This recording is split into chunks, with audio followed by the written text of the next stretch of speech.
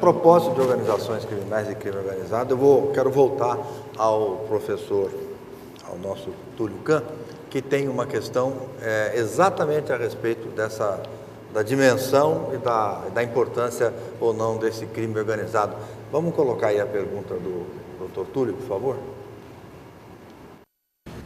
Recentemente, o Ministério Público de São Paulo divulgou aí dados de uma investigação mostrando que o PCC tem 11 mil membros e está espalhado em 22 estados da federação. Até pouco tempo atrás, um ex-secretário de Segurança falava que o PCC não passava de 30 membros, todos já presos, né? O Estado de São Paulo, então, tem subestimado o poder dessa facção? Sim, eu acho que o governo do Estado tem errado em vários aspectos no que diz respeito a como tratar esse problema. E o principal problema tem sido justamente a falta de um conceito orientador, de uma visão que sirva para nortear a política com relação ao crime organizado no Estado. Eu acho que o crime organizado hoje no Estado é o principal problema de segurança que enfrentamos. É preciso, do meu ponto de vista, ter uma política focalizada aí onde há a presença do crime organizado no que diz respeito ao policiamento ostensivo e ao policiamento de investigação. Eu acho que o crime precisa ser levado a sério, o crime organizado precisa ser levado a sério, e o governo errou em 2006 ao subestimar o poder do PCC nos presídios, e de lá para cá foram vários enfrentamentos com campanhas de assassinato, enfim, todos os problemas assassinatos de policiais que nós enfrentamos no Estado e que eu acho que, de fato, hoje não deixa dúvida com relação à extensão desse poder, e nisso o governo precisa atualizar e mudar as suas diretrizes para essa área, que certamente eu faria essa observação concordando aí com o comentário do Túlio. Professora Camila, tem algo a acrescentar? Eu acho que o governo de São Paulo, eu acho que o PCC, outro dia eu escrevi um texto que o PCC ele é o cadáver no armário do governo de São Paulo, porque eu penso que o governo do Estado de São Paulo há muitos anos, né, vem tendo dificuldade em lidar com o PCC.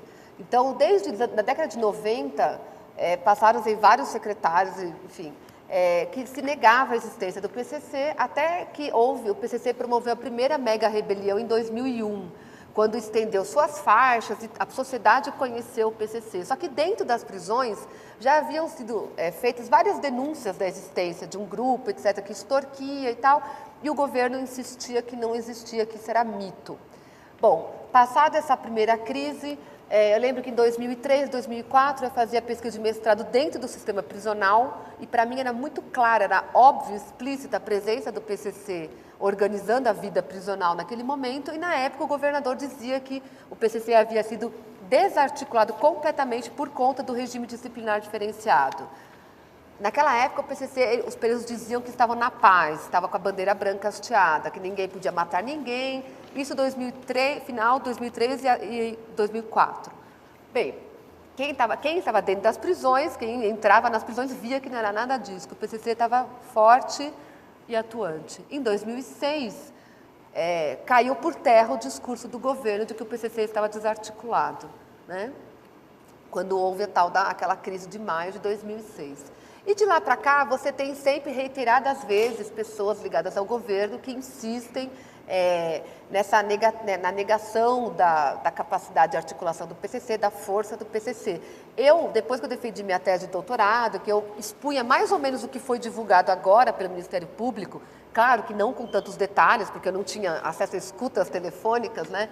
Mas razoavelmente a estrutura do PCC muito semelhante a essa que foi divulgada recentemente, e eu ouvi em muitos espaços em que eu fui debater, fui expor, de pessoas ligadas a pessoas do governo, dizer que a minha tese não valia nada, que era um absurdo, que eu era irresponsável por falar aquilo, né? Então, até me espanta um pouco e me produz um estranhamento em relação a esse estardalhaço tudo que foi feito agora.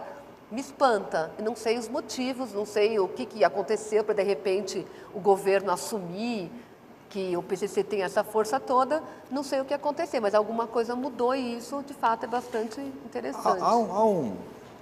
Eu não sei se é mito ou se é realidade, é uma pergunta, de que com a organização dos criminosos mandando nos presídios, eles conseguem definir até mesmo a taxa de criminalidade, não, menos mortes ou mais mortes, que tem tanto poder, etc. e tal.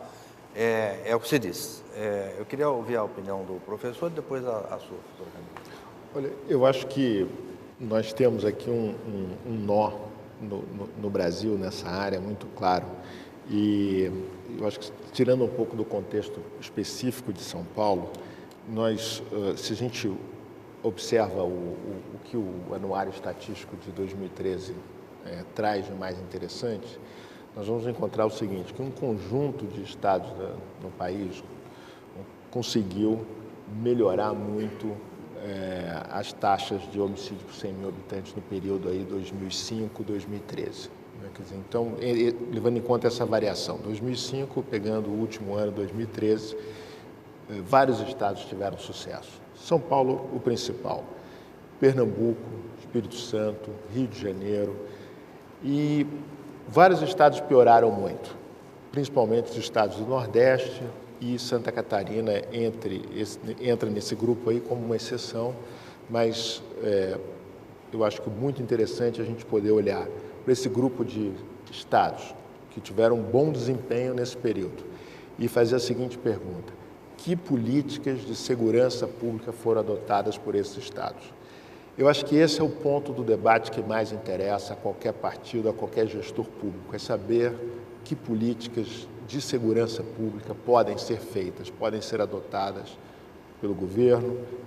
Se nós estamos falando aqui da dimensão legislativa, que políticas penais, do ponto de vista que leis. Então, eu acho que olhar para São Paulo e simplesmente desfazer os resultados significativos de redução de homicídios, porque isso é uma questão que, obviamente, será partidarizada, será tratada no próximo debate eleitoral com muita intensidade, mas acho uma irresponsabilidade simplesmente descartar as conquistas de São Paulo como se fossem aí produto de uma ação do crime organizado. Eu acho que há vários estados no país que estão enfrentando uma situação dificílima, Alagoas, ou vários estados do Nordeste, e que precisam, em todo momento, pensar o que pode ser feito. O que pode ser feito é mais ou menos o que São Paulo fez, o que o Rio de Janeiro está fazendo, o que Espírito Santo, Pernambuco, com o Pacto pela Vida. Eu acho que existem exemplos em vários lados do espectro partidário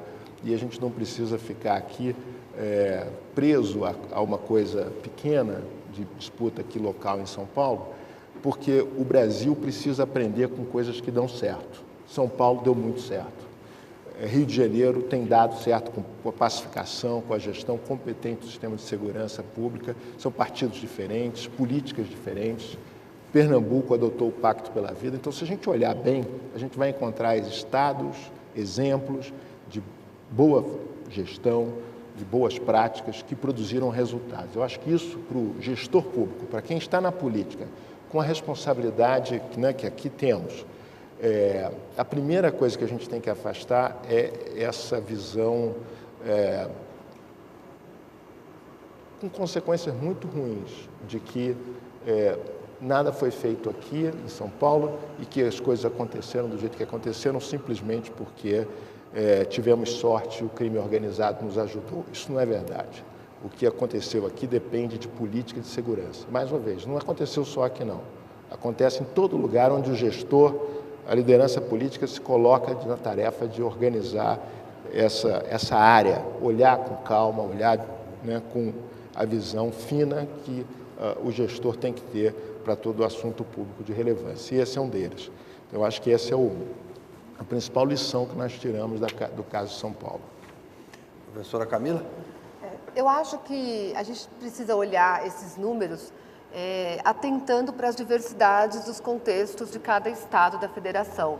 As políticas de segurança, obviamente que elas são fundamentais, são importantíssimas, mas elas não são implementadas num vazio, né? Elas interagem com o contexto social, com o contexto político, com o contexto econômico em cada estado da federação, né? A forma como se organizam, por exemplo, as forças policiais, enfim, você tem um complexo de interação aí que vão produzir o resultado. Então, muitas vezes é muito difícil para a gente conseguir apontar exatamente o que foi que produziu o impacto X ou Y.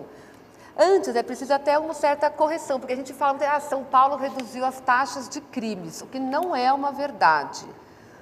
O que caiu em São Paulo de forma vertiginosa nas últimas décadas foram os homicídios apenas, porque os outros tipos de crimes, roubos de veículos, roubos a bancos, roubo de carga, furtos, sequestros, não, eles têm algumas quedas pontuais, mas a sequência temporal ela é de aumento, é crescente. Né?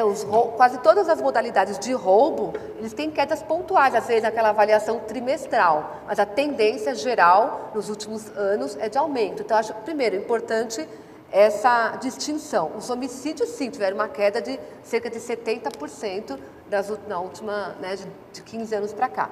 Então, aí para compreender isso, embora eu não nego que as políticas de segurança elas sejam fatores fundamentais no impacto sobre todas as taxas de crime. Só que eu acho que é preciso também não ter uma visão unilateral, como se apenas as políticas de segurança pudessem explicar uma queda como a de São Paulo. Eu não consigo, ninguém consegue me convencer de que qualquer política que seja ela consegue explicar uma queda de mais de 70% nos homicídios. Eu acho que isso não é passível de explicação a partir de uma reorganização da polícia, do encarceramento, como algumas pessoas, por exemplo, colocam, o desarmamento, enfim. Você tem um rol, e aí a minha concepção você tem um rol de ações nas últimas décadas, que todas elas têm a sua influência.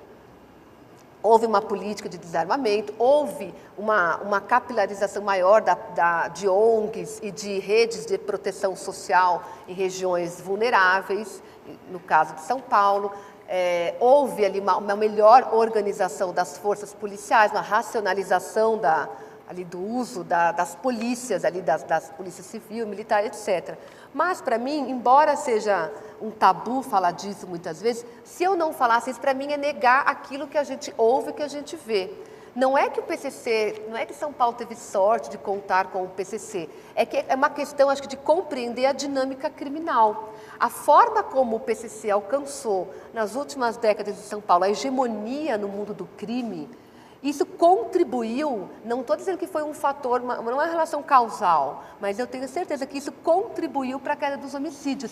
Se a gente considerar que, historicamente, os homicídios, eles têm uma associação com as disputas no varejo do tráfico de drogas, quando você tem, no caso de São Paulo, a partir de 2003, 2004, a hegemonia de uma organização no controle desse negócio, e que controla não apenas o comércio, mas controla também os conflitos dele decorrentes, controla dentro da prisão e controla fora da prisão. Então, acho que você tem como consequência, uma redução do nível de homicídios como forma de resolver esses conflitos. Eu quero ouvir de novo aqui o professor que estava discordando dos dados e também salientar essa questão aí que está bastante interessante. Quer dizer, quando se fala em aumento ou redução dos homicídios, a senhora está citando homicídios entre quadrilhas. E a população sempre está pensando nos homicídios contra nós, que somos cidadãos. Né? Eu não sei se tem essa separação estatística aí disso, mas eu queria ouvir o professor, depois a gente volta a isso. Olha, eu acho que o debate aqui de São Paulo, certamente, ele é muito interessante, tem importância para o país. Se nós olharmos para trás, para o início da década de 2000, nós vamos identificar dois processos muito importantes. O DHPP, o Departamento de Homicídio, passou por um processo de reestruturação, contou com uma liderança muito competente nesse período e investiu fortemente na investigação dos homicídios. Vários crimes em São Paulo caíram. Acho que a última pesquisa de vitimização aqui feita em São Paulo, que é muito boa para a gente entender o que está acontecendo, mostra que houve redução. É uma pesquisa que não leva em conta a estatística policial, ela vai direto às vítimas nos domicílios, e essa pesquisa mostra que houve uma estabilidade em muitos crimes, uma estabilidade no patamar alto, e vários crimes importantes caíram.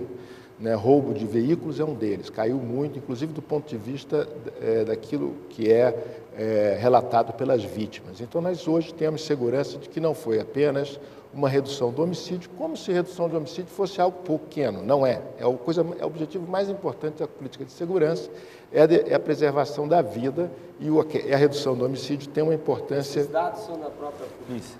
São duas fontes diferentes que confirmam a mesma tendência.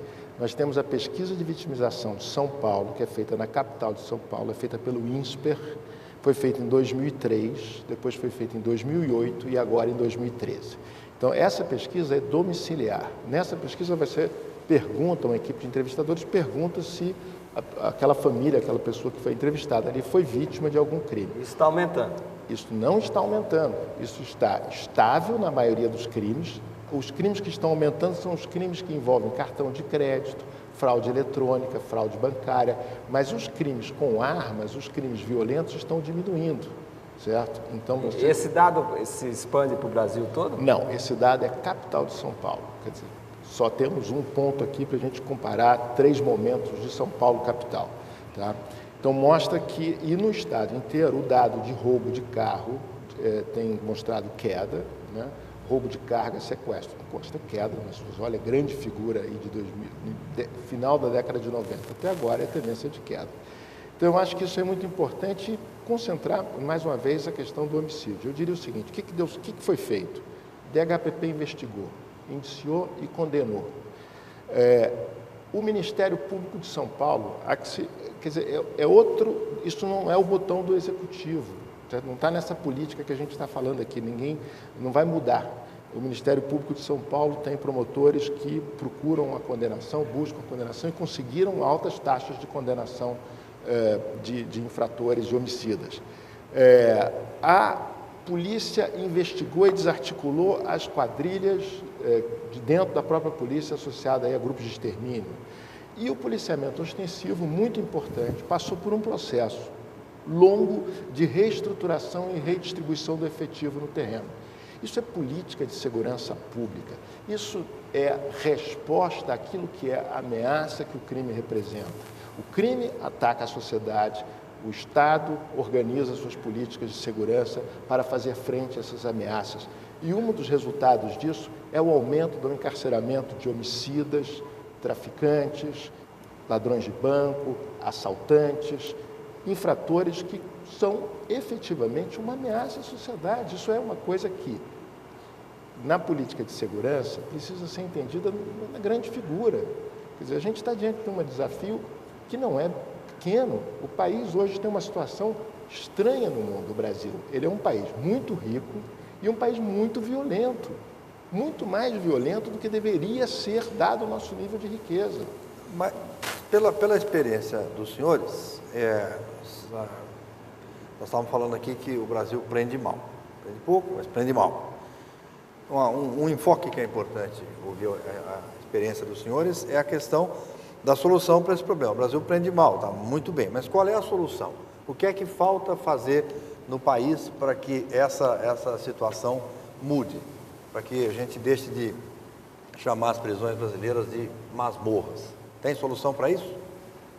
Eu penso que a solução, ela não tem um receituário, né? Não tem um passo de mágica, e embora possa parecer muito abstrato e algo assim, muito longe das possibilidades concretas de efetivação através de políticas públicas, acho que não tem como passar pela discussão da extensão dos direitos, né? A gente viveu uma redemocratização, nem tão recente assim, mas a gente esquece, muitas vezes, quando se debatem números, estatísticas, panoramas nacionais, que tem uma ampla parcela da nossa população que não sabe nem o que é justiça.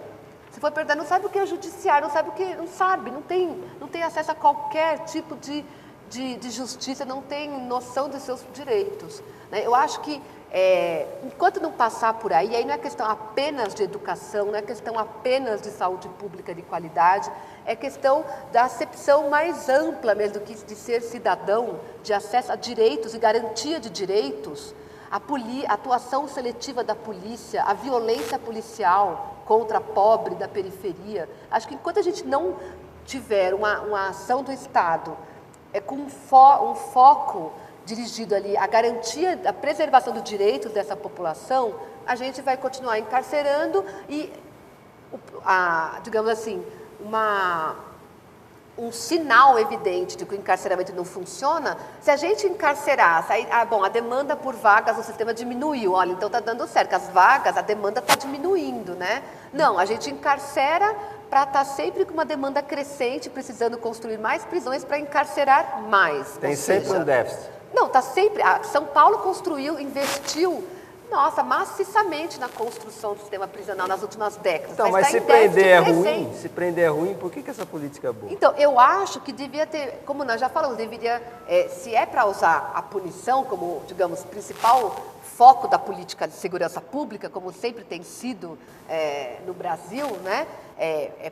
Prisão e investimento. Quando a gente fala investimento na polícia em São Paulo, leia-se investimento na polícia militar. Porque se a gente pega lá nos gráficos do anuário, o gasto, o aumento do orçamento com a polícia militar, ele é desconcertadamente maior do que o investimento na polícia civil. Ou seja, a gente está falando de um investimento que prioriza o confronto, o embate, etc., em detrimento da investigação. Porque, embora o DHPP tenha representado, de fato, uma grande evolução, né, no que significa ali a questão da qualidade da investigação, mas se a gente for pegar as pesquisas que mostram ali quantos inquéritos, quando chegam a alguma conclusão, são solucionados, é ridículo, não chegam a 2 dígitos, mesmo no caso de homicídio.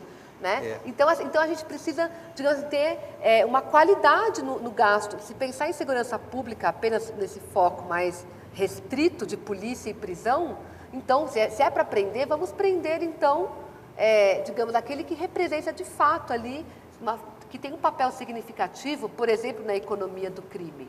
Vamos prender também, por que não os corruptos? Por que não os que lavam dinheiro, que mandam dinheiro para o exterior? Por que esses não são presos?